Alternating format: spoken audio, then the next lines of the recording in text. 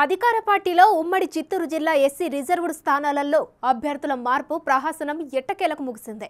ఎంపీలుగా సిట్టింగ్లకే తిరిగి అవకాశం ఇవ్వడంతో పాటు డిప్యూటీ సీఎం నారాయణస్వామికి తిరిగి ఆయన సొంత నియోజకవర్గం జీడినెల్లూరు కేటాయించారు వైసీపీ అధ్యక్షుడు.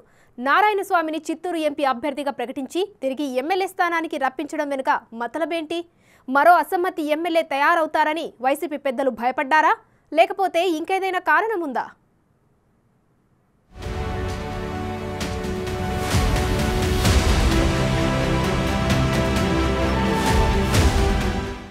ఎస్సీ నియోజకవర్గాలలో అభ్యర్థుల మార్పు ప్రక్రియ వైసీపీలో పెద్ద ప్రహసనంగా మారింది.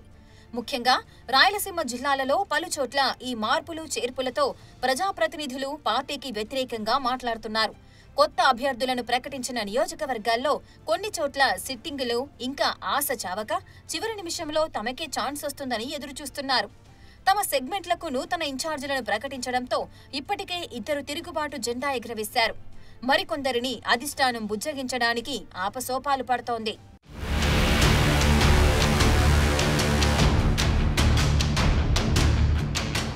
మూడో జాబితాలో జీడినెల్లూరు ఎమ్మెల్యే అయిన డిప్యూటీ సీఎం నారాయణస్వామిని చిత్తూరు ఎంపీ స్థానం ఇన్ఛార్జిగా ప్రకటించి చిత్తూరు ఎంపీ రెడ్డెప్పను జీడినెల్లూరు అసెంబ్లీ స్థానానికి షిఫ్ట్ చేసింది వైసీపీ.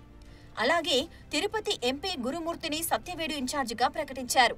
సత్యవేడు ఎమ్మెల్యే కోనేటి ఆదిమూలాన్ని తిరుపతి ఎంపీ స్థానానికి షిఫ్ట్ చేశారు. దాంతో సత్యవేడు ఎమ్మెల్యే కోనేటి ఆదిమూలం పార్టీపైన, అదేవిధంగా సీనియర్ మంత్రి పెద్దిరెడ్డిపై నిప్పులు చెరిగి టీడీపీ గూటికి చేరడానికి సిద్ధమయ్యారు. పెద్దిరెడ్డి రామచంద్రెడ్డి నాటకం, కుట్ర, మోసం ప్రజలందరికీ కూడా వినేస్తున్నాను. సాక్షాత్ ముఖ్యమంత్రి పదవి, ఎంపీ పదవి తండ్రి వద్దని రిజెక్ట్ చేసినట్టు వాడిని నేను. నాపైన కుట్ర పన్ని నియోజకవర్గ స్థాయిలో అందరిని రచ్చగొట్టి ప్రెస్కి ఇవ్వడం సమస్య కాదు. నేను ఒక దళిత నాయకుడిని, ఉద్యమ స్ఫూర్తి వచ్చిన వాడిని, సుమారు 50 సంవత్సరాలు రాజుకున్నటువంటి వ్యక్తిని. ఇలాంటి దురక్షపమైనటువంటి ప్రచారాలు మానుకో. ఇది మంచి పద్ధతి కాదు. నేను ఎంపీకి ఆశపడడం లేదు. నీ ఎంపీ పదవి కూడా నాకు వద్దని తిరస్కరిస్తున్నాను. మనస్ఫూర్తిగా చెప్తున్నాను. ఇకమైనా మానుకో దీన్ని. ఇది మంచిది కూడా కాదు నీకు.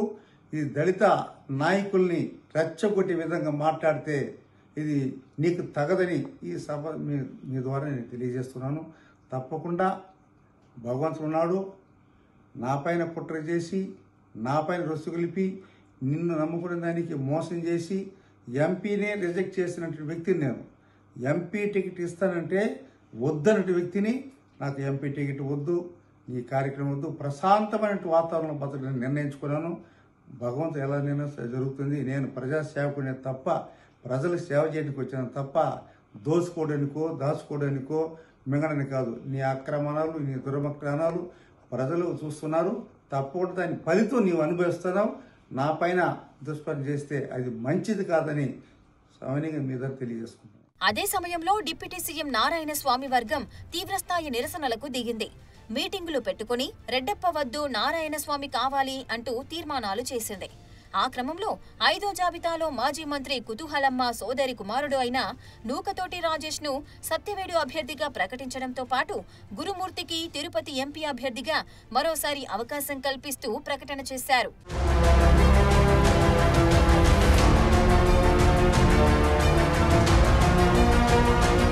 ఆ జాబితాలో నారాయణస్వామికి తిరిగి జీడినెల్లూరు నుంచి పోటీకి అవకాశం కల్పించారు. దీంతో పాటు రెడ్డెప్పను తిరిగి చిత్తూరు ఎంపీ ఇన్ఛార్జిగా అధిష్టానం ప్రకటించింది. దీని వెనుక మతలబేంటని ఇప్పుడు నియోజకవర్గ నేతలు తలలు పట్టుకుంటున్నారు. అయితే అసలు కారణం మాత్రం తమిళ మాల సామాజిక వర్గమని అంటున్నారు రాజకీయ పరిశీలకులు. చిత్తూరు జిల్లాలో తమిళ మాలలు కుప్పం, చిత్తూరు, పలమనేరు, పూతలపట్టు, తిరుపతి, జీడినెల్లూరు, నగరి, సత్యవేడు, కాళహస్తి నియోజకవర్గాలలో ఎక్కువగా ఉంటారు.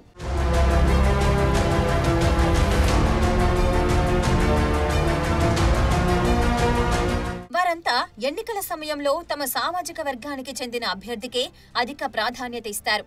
ఆ లెక్కలతోనే వైసీపీ గత ఎన్నికలలో పూతలపట్టు నుంచి ఎంఎస్ బాబు, సత్యవేడు నుంచి ఆదిమూలం, జీడినెల్లూరు నుంచి నారాయణస్వామికి అవకాశం కల్పించి గంపగుత్తగా ఓట్లను కొల్లగొట్టింది. టీడీపీ మాత్రం ఈ స్థానాలలో తెలుగు మాలలకు అవకాశం కల్పించి దెబ్బతిందన్న విశ్లేషణలు ఉన్నాయి. వచ్చే ఎన్నికలకు మార్పులు చేర్పుల కసరత్తు మొదలుపెట్టిన వైసీపీ పూతలపట్టు నుంచి ఎంఎస్ బాబును తప్పించి మాజీ ఎమ్మెల్యే డాక్టర్ సునీల్ కు ఇన్ఛార్జి బాధ్యతలు కట్టబెట్టింది. అదే సమయంలో ఆదిమూలాన్ని నారాయణస్వామిని ఎంపీలుగా పంపడానికి ప్రయత్నించడం, దాన్ని వారు వ్యతిరేకించడంతో వారి సామాజిక వర్గాలలో అలజడి మొదలైంది.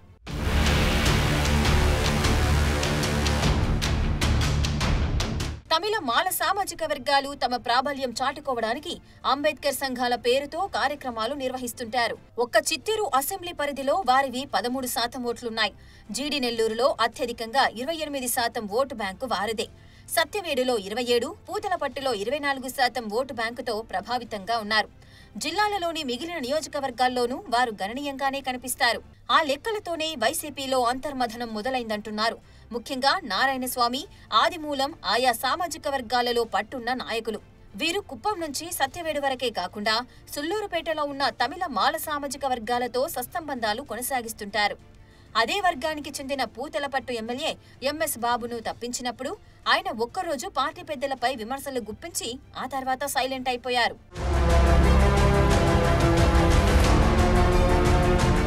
అయితే ఆదిమూలం తీవ్రస్థాయిలో ఎదురుదాడి చేయడమే కాకుండా మంత్రి పెద్దిరెడ్డి రామచంద్రారెడ్డి పెత్తనంపై ఒక రేంజ్లో ఫైర్ అయ్యారు.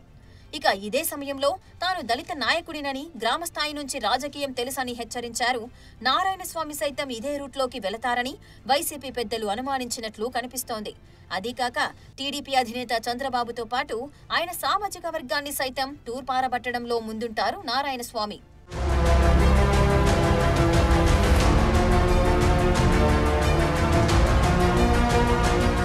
అలాంటి వ్యక్తి తమ మీద విమర్శలు దాడి చేస్తే ఇబ్బందిగా ఉంటుందని భావించారు, లేక తమిళ మాలల ఎఫెక్ట్ జిల్లా అంతటా పడుతుందని లెక్కలేసుకున్నారు. స్వామికి తిరిగి జీడి నెల్లూరు నుంచే పోటీకి అవకాశం కల్పించారు.